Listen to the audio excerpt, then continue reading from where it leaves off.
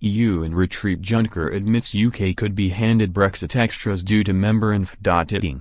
Mr. Juncker has predicted that individual countries within the Brussels bloc will begin to argue over where to allow the UK ongoing access to the single market.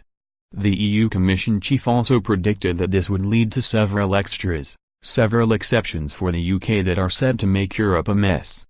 Mr. Juncker said, "It will be more difficult to keep together the 27 EU member states during the second step of the negotiations because the economic industries, the multinationals, will try to convince their respective governments to say yes to this or that British proposal." In what also appeared to be a jibe at Theresa May, he added, "Our idea is to make the UK a privileged partner of the EU. However, the UK has to respect its own decision. The UK decided to leave the EU, Brexit means Brexit. There are disagreements within the EU 27 over whether to offer the UK continued cooperation on banking after it leaves the Brussels bloc," it has been reported. However, EU diplomats reportedly agreed not to offer a special deal which resembles single market access at a secret seminar on Tuesday.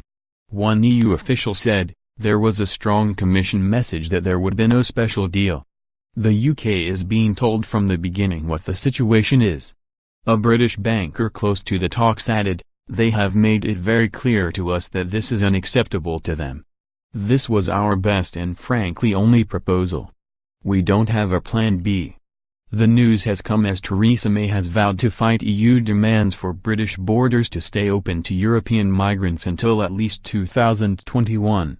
In a warning to Brussels ahead of the next round of talks, the Prime Minister rejected a claim from EU chief negotiator Michel Barnier that the UK must continue to abide by full EU free movement rules throughout the expected post-Brexit two-year transition period.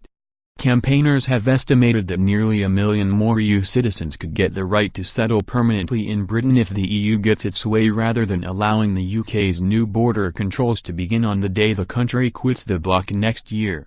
Throwing down the gauntlet to Brussels, Mrs. May insisted the issue remained a matter for negotiation and indicated her willingness to defend Britain's position on the crucial issue. She argued that EU citizens cannot expect to enjoy the same settlement rights they do at present once the country leaves the bloc.